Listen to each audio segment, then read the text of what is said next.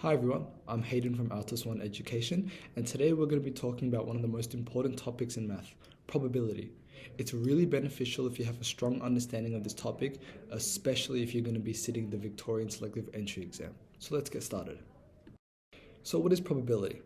Probability is essentially the likelihood of an event happening. We can calculate the probability of an event by dividing the number of favorable outcomes and dividing that by the number of total outcomes.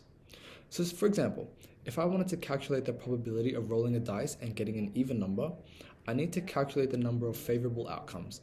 So that would be 3, 2, 4, and 6. I then divide that by the total number of outcomes, which is 6, for 1, 2, 3, 4, 5, 6, to get the fraction 3 over 6, and then I simplify that into 1/2. There are also a few more things you should be aware of with probability. P of A is the probability of event A happening.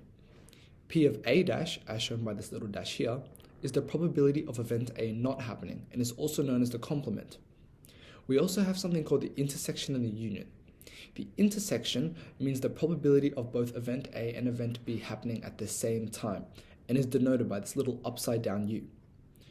The union is the total of event A and event B and is the probability of either event happening and is denoted by this U. We can also combine the intersection and union symbol with the complement and the normal event happening, as shown here. The probability of A intersection not B. So the probability of A happening and not B happening. We also have the probability of the complement of A. So the probability of not A happening or B. Intersection and union are two really important things to consider when looking at probability questions. When the question asks for event A and event B happening, we are looking at the intersection. And to find that probability, we multiply the probability of A by the probability of B. When the question asks for event A or event B happening, we are looking at the union of the two events.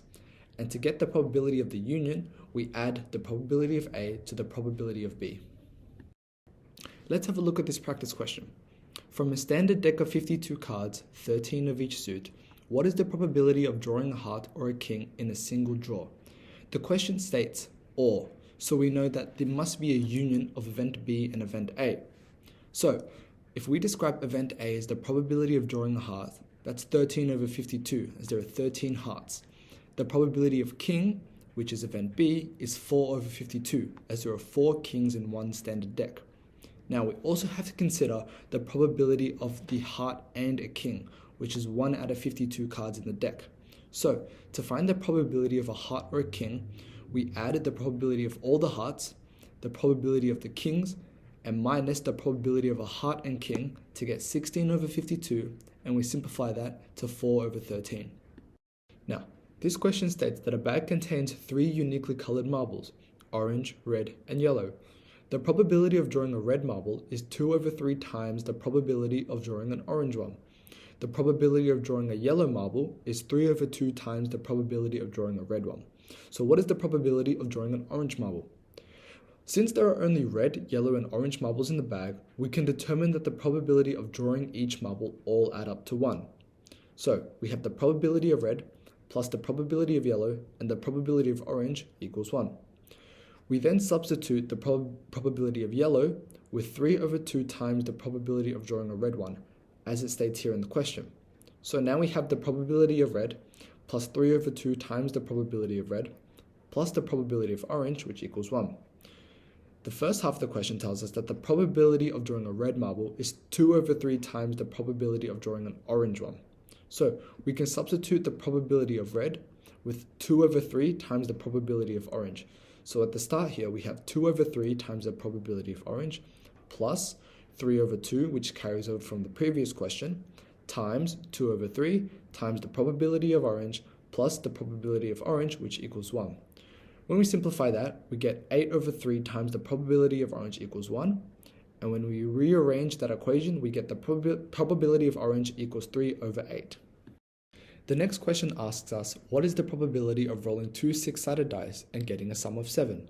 So we need to count the number of favorable outcomes and divide that by the total number of outcomes. The desired outcomes are shown here.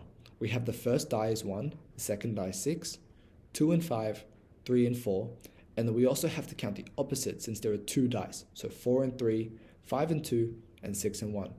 The total number of outcomes is 6 times 6, as there are 6 possible outcomes for each dice. Therefore, our probability is 6 over 36, and we can simplify that to 1 over 6.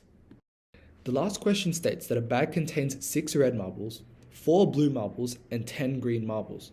If 2 marbles are drawn from the bag at random without replacement, what is the probability that both marbles are green? So, we know that the total number of marbles is 20. We can also split up the question into 2 parts, event A and event B. Event A can be the first drawing of a marble, and event B can be the second drawing of a marble.